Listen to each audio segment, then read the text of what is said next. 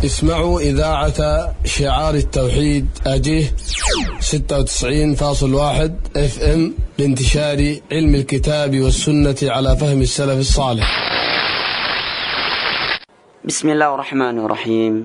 Saudara-saudaraku yang kucintai kaum muslimin, kita semua tahu bahwa merupakan prinsip seorang muslim yang beragama Islam, dia mencintai kebaikan untuk saudaranya seiman sebagaimana dia cintai hal itu untuk dirinya sendiri. Di dalam sebuah hadis yang diriwayatkan oleh Al-Imam Al-Bukhari dan Al-Imam Muslim dari Anas bin Malik radhiyallahu anhu, Nabi bersabda, "La yu'minu ahadukum hatta yuhibba li akhihi ma yuhibbu li nafsihi." Sungguh kalian itu tidaklah dikatakan beriman kepada Allah sehingga dia mencintai kebaikan untuk saudaranya sebagaimana dia mencintai kebaikan tersebut untuk dirinya. Di dalam hadis yang diriwayatkan oleh Al-Imam Al-Bukhari dari Ibnu Umar radhiyallahu anhuma, Nabi sallallahu alaihi wasallam bersabda, "Al-mu'minu lil mu'min kal bunyan yashuddu ba'daha ba'dha wa shabbaka baina asabi'i." Beliau bersabda, seorang mukmin dengan mukmin yang lainnya itu laksana bangunan, di mana yang namanya bangunan dia saling menopang dan saling menguatkan. Kemudian Nabi pun, kata Ibnu Umar, menggenggam dua tangannya. Seperti itulah kasih sayang dan persaudaraan kaum muslimin satu sama yang lainnya. Dia tidak rela ada saudaranya yang akan hancur dunia akhiratnya. Dia tidak rela melihat ada saudaranya yang tersungkur ke dalam kemaksiatan dan kejelekan, melainkan dia akan membangkitkannya dari keburukan dan kejelekan tersebut. Di dalam hadis yang diriwayatkan oleh Al-Imam Al-Bukhari dan Imam Muslim dari Nu'man ibnu Bashir, Nabi bersabda, "Taral mu'minina fi tawaddihim wa tarahumihim wa ta'atufihim kamathalil jasad idza ishtaka minhu 'adhm tada'a sa'irul jasad bil humma was sahar." Engkau melihat kaum mukminin itu dalam masalah belas kasih sayang sesama mereka. Mereka itu bagaikan satu tubuh, di mana yang namanya tubuh, di mana yang namanya jasad. Apabila ada salah satu dari anggota badan sakit, maka semua anggota badan ikut menjadi demam, ikut bergadang. Gigi yang sakit, mata tidak bisa tidur. Kaki yang luka, semua anggota badan tidak bisa tidur, merasa kesakitan. Demikianlah kaum muslimin. Dia tatkala melihat saudaranya melakukan perkara yang akan membinasakan dunia dan akhiratnya, dia tidak bisa tenang. Dia selalu memikirkan dan berupaya bagaimana saudara saya tersebut mau meninggalkan perkara itu, supaya dia selamat, supaya dia bahagia dunia dan akhiratnya. Di dalam surat At-Taubah, Allah berfirman, "Wal mu'minuna wal mu'minatu ba'dhuhum awliya'u ba'd ya'muruna bil ma'ruf wa yanhauna 'anil munkar." Mukmin dengan mukmin yang lain, mereka saling berloyalitas. Apa bentuk loyalitas sesama mereka? Allah sebutkan, ya'muruna bil ma'ruf wa yanhauna 'anil munkar. Mereka saling mengajak kepada perkara yang ma'ruf dan mereka saling melarang dari perkara yang mungkar. Apabila ada orang mukmin melihat saudaranya mukmin melakukan kemaksiatan, lantas dia tidak mencegah dan tidak menasihatinya semampunya, maka sungguh imannya belum benar, imannya belum sempurna. Sebagaimana ada seorang mukmin tetapi dia tidak mau mengajak saudaranya yang mukmin yang lain kepada kebaikan yang telah dia ketahui, juga merupakan mukmin yang belum sempurna imannya kepada Allah. Oleh karena itu, ciri khas kaum mukminin yang sebenarnya, yang benar-benar iman kepada Allah, yang benar-benar cinta kepada saudaranya, dia selalu mengajak saudaranya kepada kebaikan dan melarang serta mencegah saudaranya dari keburukan. Maka saudara-saudaraku, kaum muslimin yang saya cintai dan hormati, saya selaku seorang mukmin, saudara Anda, kita semua hidup di bawah undang-undang radhina billahi rabba wa bi Muhammadin rasula wa bil islami dina. Tatkala saya membaca, tatkala saya mengingat hadis Nabi, la yu'minu ahadukum hatta yuhibba li akhihi ma yuhibbu li nafsihi. Sungguh kalian itu tidak beriman kepada Allah hingga kalian mencintai kebaikan untuk saudara kalian sebagaimana kalian mencintainya untuk diri kalian sendiri. maka jiwa saya pun terdongkrak. Hadis ini telah mendongkrak jiwa saya, hati saya, untuk memberi nasihat kepada kaum muslimin dalam sebuah perkara, yang mana perkara itu telah merusakkan lingkungan kaum muslimin, telah merusakkan kesehatan mereka, telah merusakkan rumah tangga mereka, telah merusakkan harta mereka, dan memunculkan berbagai kejelekan di tengah-tengah mereka. Apa itu? Yaitu kawat las. Kawat las, wa ma adraka ma kawat las. Kawat las, tahukah apa itu kawat las? Dialah kawat yang familiar dengan nama rokok, atau dalam bahasa Arab dengan as-sijarah. Sungguh sangatlah banyak dalil-dalil dari Al-Quranul Karim. Pada kesempatan ini saya akan sebutkan 12 ayat di dalam Al-Quranul Karim yang menerangkan haramnya rokok. Wahai kaum muslimin, kita semua tahu kejelekan rokok. Bahkan di antara orang tua, bapak-bapak marah, bahkan siap menampar anaknya yang mau merokok. Tetapi anehnya dia sendiri yang mengajarkan anaknya untuk merokok. Maka pada kesempatan kali ini, saya saudara Anda ingin mengutarakan nasihat seputar rokok ini. Saya ingin membacakan 12 ayat di dalam Al-Quranul Karim yang menerangkan hukum rokok. Saya ingatkan kembali, sebenarnya hal ini berat ingin saya ucapkan, mengingat hal ini sudah menjadi hal biasa, sudah tidak lagi tabu di tengah-tengah kaum muslimin. Berat ingin saya ucapkan, tetapi Nabi telah berkata, "Qulil haqqa walau kana murra." Ucapkan kebaikan itu, ucapkan kebenaran itu walaupun berat rasanya. Saya tahu membahas hukum rokok ini berat dan membuat murka banyak orang, tetapi kalau saya tidak utarakan nasihat ini, saya khawatir termasuk orang yang tidak merealisasikan hadis Nabi, "La yu'minu ahadukum hatta yuhibba li akhihi ma yuhibbu li nafsihi." Sungguh kalian itu tidak beriman hingga kalian mencintai untuk diri kalian, untuk saudara kalian, kebaikan untuk saudara kalian sebagaimana kalian mencintainya untuk diri kalian sendiri. Sebagaimana saya tidak mau harta saya rusak, kesehatan saya rusak, keluarga saya rusak, lingkungan saya rusak, moral saya rusak, agama saya rusak, maka hal itu juga harus saya berikan kepada saudara-saudara saya. Maka mari sama-sama kita mendengar. Berikut ini saya akan membacakan 12 ayat dalam Al-Quranul Karim yang menerangkan hukum rokok, yang menerangkan haramnya rokok. Ayat yang pertama firman Allah di dalam surat Al-A'raf ayat 157. Allah berfirman, "Wa yuhillu lahumut thayyibati wa yuharrimu 'alaihimul khaba'ith." Nabi yang datang kepada mereka tersebut menghalalkan hal-hal yang baik dan mengharamkan hal-hal yang buruk. Saya tanya kepada Anda, wahai saudaraku, wahai bapakku, wahai saudaraku, kaum muslimin yang saya cintai, apakah rokok itu baik ataukah buruk? Saya kira orang yang paling tahu tentang keburukan rokok adalah perokok itu sendiri, di mana terdapatkan di dalamnya berbagai zat nikotin dan yang lain-lainnya yang dapat merusakkan kesehatan. Lebih dari itu saya tanya kepada Anda, pernahkah Anda mendapatkan seorang ulama atau orang yang soleh ketika dia merokok mengucapkan Bismillah? Adakah Anda mendapati seorang ulama setelah dia merokok dia mengucap Alhamdulillah? Kalau itu baik, pasti semua orang yang merokok mengucapkan Bismillah. Karena dia tahu makan dan minum harus mengucapkan Bismillah. Tetapi tidak ada perokok satupun ketika dia merokok mengucapkan Bismillah, karena dia tahu itu bukan makanan yang baik dan bukan minuman yang baik. Ayat yang kedua adalah firman Allah di dalam surat Al-Baqarah ayat 195.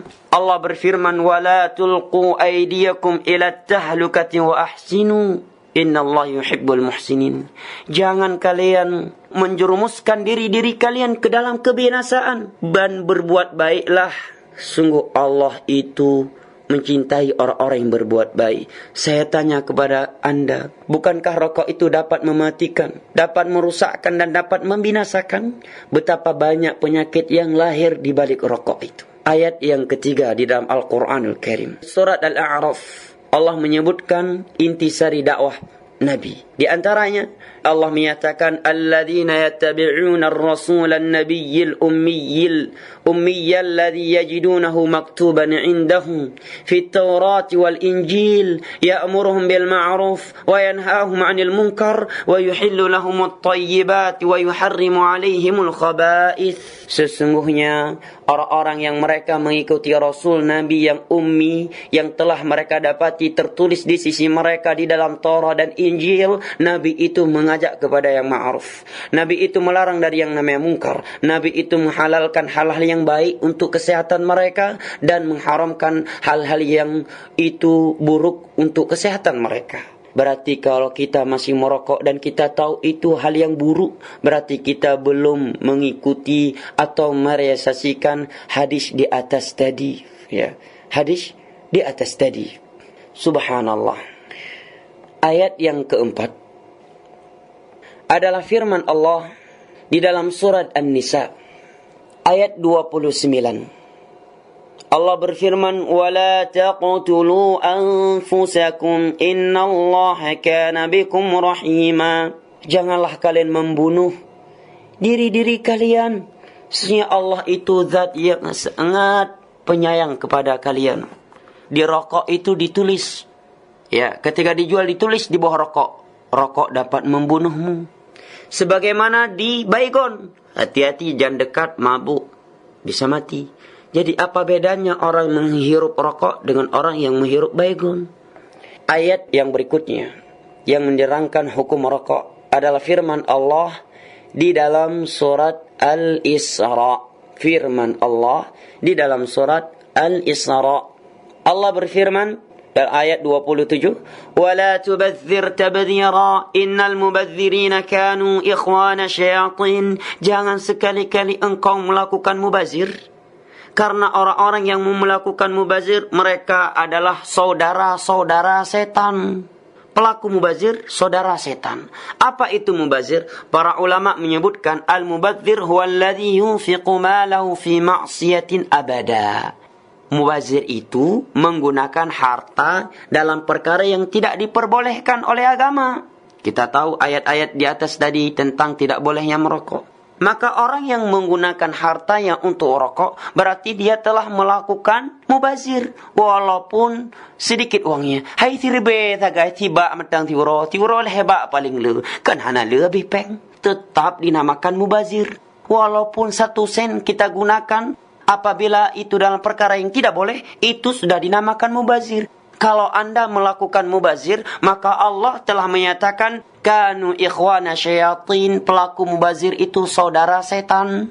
Ayat yang berikutnya, firman Allah di dalam surat Al-Maidah ayat 91. Allah berfirman, innama yuridu syaitanu an yuqi'a bainakumul adawata wal baghdha'a fil khamri wal maisir wa yasuddakum an dzikrillahi wa 'anis shalah. Sesungguhnya syaitan ingin melalaikan kalian, ingin menjerumuskan kalian ke dalam pertikaian tatkala kalian meminum khamar dan berjudi, dan ingin memalingkan kalian dari berzikir kepada Allah dan salat.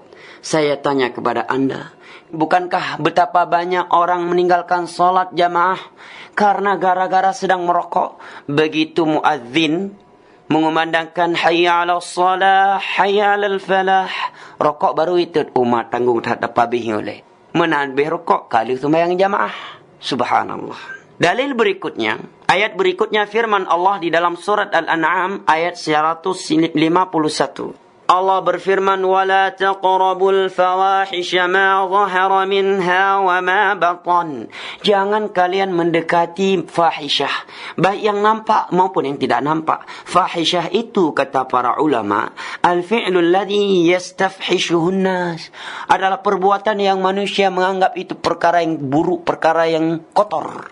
Bukankah Anda merasa jijik ketika melihat anak Anda merokok? Anak Anda merokok, Anda memandang itu hal yang buruk untuk dirinya.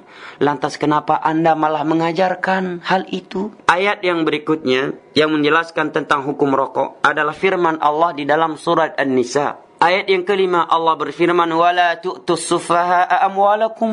Jangan kalian memberikan harta-harta kalian kepada sufaha, kepada safih. Siapa itu safih? Safih itu para ulama sebutkan alladzi la yuhsinu infaqal mal. Adalah orang yang tidak bisa berinteraksi dengan bagus di dalam hartanya. Tidak bisa menggunakan hartanya dengan bagus. Contohnya anak kecil. Kita tidak mau memberi uang kepada anak yang masih di bawah umur dengan alasan dia tidak bisa menggunakan uang ini kepada hal yang baik. Tetapi anehnya ada yang umur 50 tahun, 30 tahun juga masih safih. Lebih safih daripada anak kecil tadi. Uang dibakar setiap hari oleh dia 30 ribu. Ada di antara mereka setiap hari bakar uang 50 ribu. 2 bungkus ardat. 2 bungkus Marlboro. Bukankah itu uang yang dibakar? Berarti termasuk ke dalam firman Allah, as-sufaha, itu orang-orang yang dungu. Dalil berikutnya, firman Allah di dalam surat Al-Baqarah ayat 168. Allah berfirman, ya ayuhan nasu kulu mimma fil ardi halalan tayyiban. Wahai segenap manusia, makanlah apa yang di bumi ini suatu yang halal dan baik. Bukankah rokok itu suatu yang buruk? Bukankah rokok itu suatu yang jelek bagi kesehatan kita, lingkungan kita, dan berbagai kejelekan dan keburukan di dalamnya? Ayat berikutnya.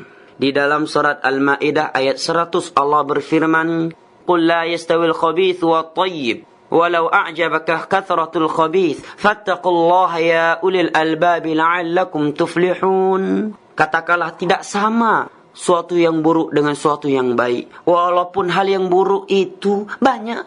Lo yang pek merokoknya le, hai Ustaz. Kalau tidro, gure lo ngemurkok sid. Masa rokoknya hanjut. Allah menyatakan, walau a'jabaka kathratul khabith. Yang buruk tetap buruk. Walaupun banyak yang melakukannya. Walaupun guru agama Anda merokok, agama kita mengikuti bimbingan Allah, bimbingan Nabi. Di dalam Al-Quran Allah menyatakan yang buruk tetap buruk. Walau a'jabaka kathratul khabith. Walaupun yang buruk itu banyak yang melakukannya sehingga membuat engkau takjub dengan keburukan itu. Fattaqullaha ya ulil albab la'allakum tuflihun. Bertakwalah kalian kepada Allah, wahai orang-orang yang memiliki hati. Berarti orang yang masih melakukan keburukan yang telah dia ketahui, berarti dia tidak memiliki hati. Walaupun ada hati, hatinya telah rusak dan keras. La'allakum tuflihun, agar kalian beruntung. Berarti orang-orang yang tidak mau meninggalkan rokok karena dia buruk, berarti tidak akan beruntung dunia dan akhiratnya. Ini beberapa ayat dari Al-Quranul Karim tentang hukum rokok. Adapun dari hadis Nabi sangatlah banyak. Saya kira cukup dengan ayat-ayat di atas. Maka bersegeralah wahai saudaraku untuk meninggalkan rokok. Apa beratnya meninggalkan rokok? Sebagian dari tanya mungkin, Ustaz, kudu rokoknya hanjir, kudu rokoknya hukum haram. Tapi berat apa aku pentinggai? Pakan berapa rokoknya na 20 kilo. Payah tahi motobiku tak angkat dari Abah ni tabah yang kotak sampah. Tidak, rokok itu tidak seberat 20 kilo sehingga harus panggil mobil beko untuk diangkat dari mulut Anda. Anda begitu mudah menarik rokok dari mulut Anda dengan mengucapkan Bismillah, lillahi ta'ala. Langsung kotak sampah, selamat tinggal. Dalam sebuah hadis yang diriwayatkan oleh Al-Imam At-Tirmidzi dari Abu Hurairah, Nabi bersabda, "Innaka lan tad'a syai'an ittiqa'a lillah illa 'awwadhahu Allahu khairan minhu." Tidaklah engkau meninggalkan sesuatu demi mewujudkan takwamu kepada Allah, melainkan Allah akan menggantikannya dengan sesuatu yang jauh lebih baik. Subhanallah. Mudah-mudahan dengan engkau meninggalkan rokok, anak Anda menjadi patuh kepada Anda, istri Anda menjadi salehah, menjadi amanah terhadap harta-harta Anda. Anak-anak Anda akan menjadi saleh dan salehah. Kehidupan Anda akan lebih baik. Harta Anda akan semakin diberkahi. Itu pasti karena janji dan berita dari Nabi tidak mungkin salah. Suatu yang berat itu menjadi ringan dilakukan apabila itu karena Allah. Tatkala seorang yang ingin membuang rokok, dia berniat hijrah. Dia niat meninggalkan demi mewujudkan takwanya kepada Allah. Maka Nabi telah menyatakan Allah akan berikan sesuatu yang lebih baik. Akhirnya menjadi ringan. Tetapi kalau rokok ditinggalkan semata-mata karena medis, nyami nomor rokok mati, ledak ke penyakit itu buhron, baik nomor rokok li. Mungkin ada di antara kita yang menjawab, kumur rokok mati, hang kumur rokok pi mati lebih agak kumur rokok. Tetapi tatkala itu panggilan agama, dia tahu ini adalah panggilan agama. Di dalam Al-Quran sekian ayat. Dan kalau saya meninggalkannya, akan diberikan berbagai kebaikan di dunia dan akhirat. Begitu mudah bagi dia meninggalkannya. Sekian nasihat dari saya. Mudah-mudahan bermanfaat. Ini memang berat dan pahit, tapi harus saya ucapkan dan harus saya utarakan kepada kaum muslimin sebagai bentuk perealisasian saya terhadap hadis Nabi, la yu'minu ahadukum hatta yuhibba li akhihi ma yuhibbu li nafsihi. Kalian itu tidaklah beriman hingga kalian mencintai kebaikan untuk saudara-saudara kalian kaum muslimin sebagaimana kalian mencintainya untuk diri kalian sendiri. Wassalamualaikum warahmatullahi wabarakatuh. Radio Syiar Tauhid Aceh 96,1 FM. Sahabat berbagi ilmu Islam.